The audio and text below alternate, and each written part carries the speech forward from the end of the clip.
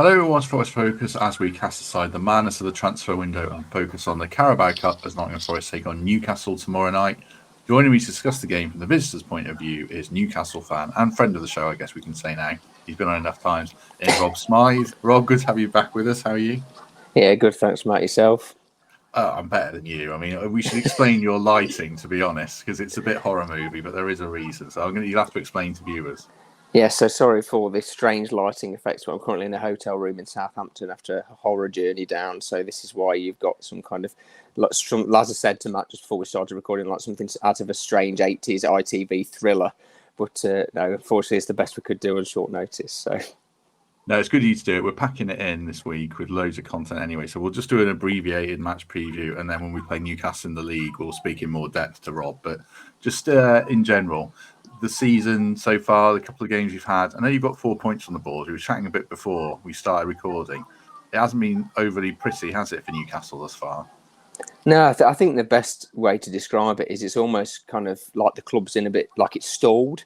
In terms of both off the pitch and on the pitch, and that's been echoed in performance. I think a lot of people thought we were going to come out of the traps really hungry, really firing with the likes of Joe Linton back after an injury last season, Nick Pope back, but the performances have been sluggish, not really front foot football. And like you say, the best thing that you can say out of it is they've got 4 points out of 6 because on reality, I don't think that they've deserved it, but they've got 4 points out of 6, and hopefully a bit of movement in the transfer market this week and a bit of more positive performances might kickstart the season. But for Forest fans looking ahead of the game, I think they should be quite optimistic because it's not a ruthless or an aggressive Newcastle coming. It's quite a timid and stalled one at the moment. Talk about a little bit more about the Bournemouth game specifically, because that's an away game, because we've seen Bournemouth and we know, I think they're a decent side and they'll do perfectly well this season. I watched about 45 minutes of the game. I thought Newcastle were pretty poor. What did you make of it? Yeah, first half especially, we were to the races. Second half, a bit better, led to an equaliser via Anthony Gordon, but really sluggish, no legs in midfield. Even the likes of Isak up front looked like they were running with like a fridge on the back. I think somebody described it on social media, and they just couldn't get out of first gear. And it's really carried on what happened at the back end of the whole of last season, really, where they had horrendous away form.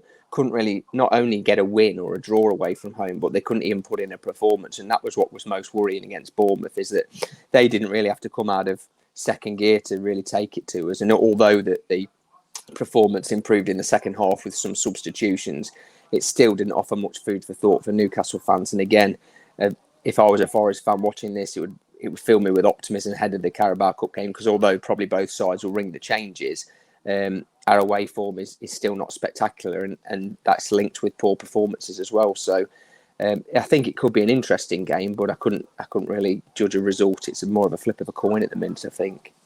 Yeah, we'll get into that a bit more shortly. Just on the Carabao Cup in general and the Cups, there's always the thing with Newcastle. You've not won a trophy for so long. You've got the owners, you've got the ambition. Is there extra emphasis on the Carabao Cup compared to maybe other clubs where you think they'll probably means that Howe has to pick a stronger team than he might want to? Yeah, I think there's definitely, for me personally as a fan, there's a lot of in calling sent.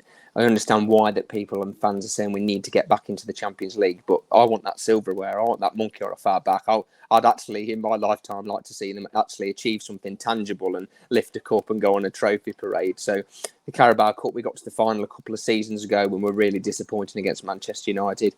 For me personally, it's our biggest chance to win a cup. The FA Cup, the other teams will always put more emphasis on it. So I think if we could have a good run in this again, I see there's no reason why we get to the final. But again, it's a really tough cup draw. Forest away in only the first round that we're allowed to be in, and I really hope we put in a strong performance, because I think the cup runs are really important. But again, it's that really kind of emphasis between what do the owners want, what does the manager want, and what do the fans want. And at the minute, I think there's competing values. I think the club needs to get back into Europe, preferably the Champions League, from a financial point of view. But from a fan's point of view, while those glamour nights last season against the likes of Paris Saint-Germain were fantastic, what have we actually got to show from it? Nothing really. And if we get that, if we get to have a cup, the likes of Bruno Guimaraes and Alexander Isak and Eddie Howe will be heroes forever. And that's what I want to see. I want that bit of silverware. So I really hope we prioritise whether it's the Carabao Cup or the FA Cup.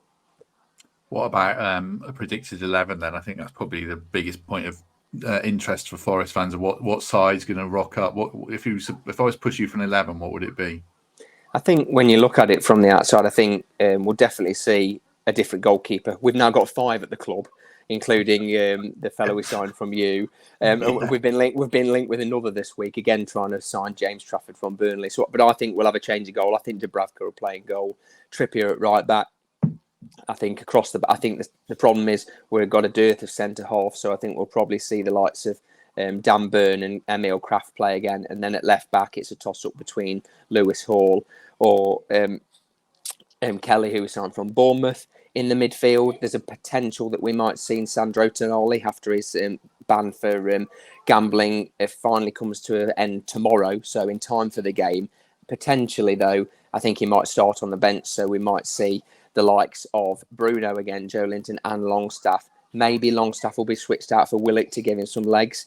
And then up front, again, we've got that same issue where we've got a couple. We haven't really got another main striker. We signed Willasula from Sheffield United as a third choice striker, so he may come in instead of Isak up front. But on the wings, I think Gordon may play again, and we might see Almiron or Harvey Barnes play on the left hand side.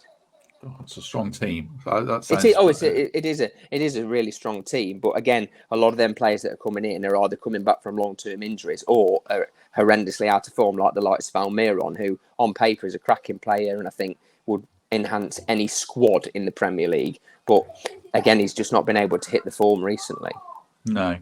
Gordon's another one, isn't he? Like, obviously he's a class player and he's going to have a good season, but is he a yard behind at the moment, even though he scored with Bournemouth? Yeah, I think you could see that in the Bournemouth game. He just looks really leggy, like he's 3 weeks behind in pre-season. Trippier as well, he came on. Trippier, made some brilliant dead ball deliveries, but you could just tell that he needs that extra 10 days, I think, now. And while really, perhaps potentially they wouldn't really want to play them in the Cup, I think they just might have to, just to ensure that they can keep that rotation going so the legs are fresh, because before we've got Spurs on Sunday very quickly, which is a game that they need to put in a good performance with. So it's a real tricky balancing act for Howe and his team. But like you say, I think both sides can still put out strong second 11s, and it could be. I think it's going to be a really entertaining game, actually. Just before I ask Rob about a couple more players, obviously the next game we're discussing is Newcastle. After that on Saturday, it's Wolves at home. Straight after the game, the Oasis and gig.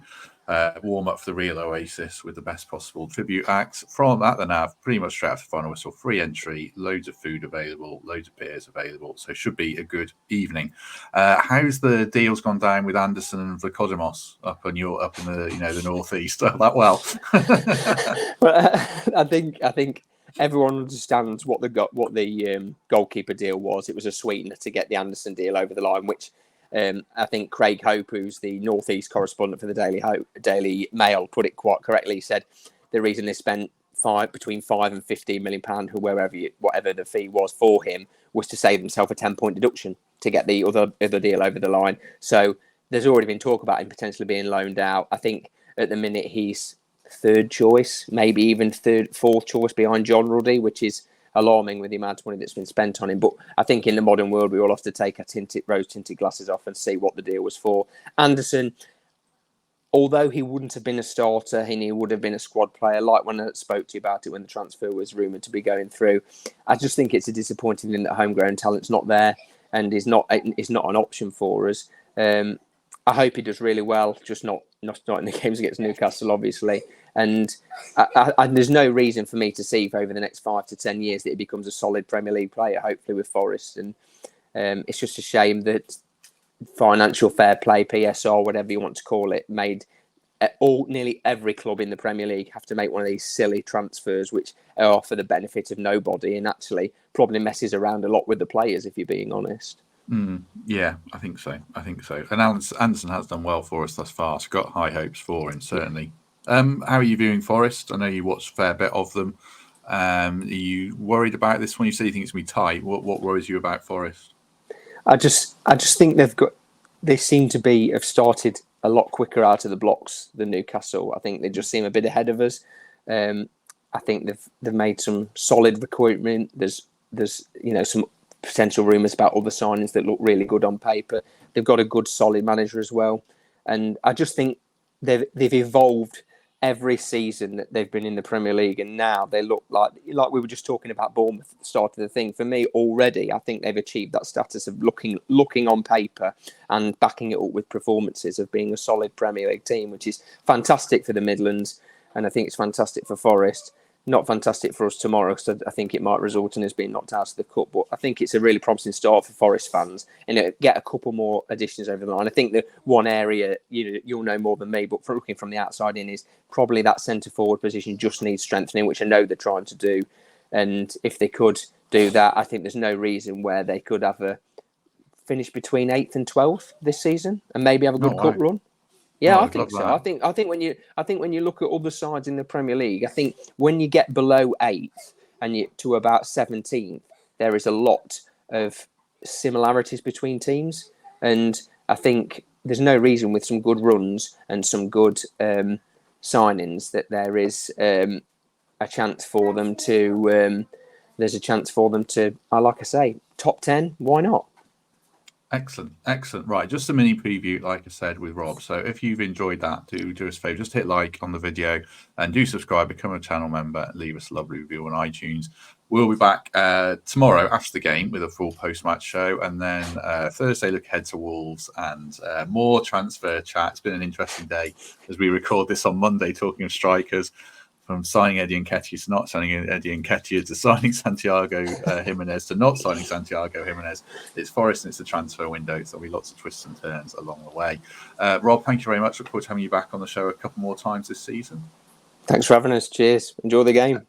We'll try. Enjoy Southampton, and if we don't see, will you? If we don't see you tomorrow, not really.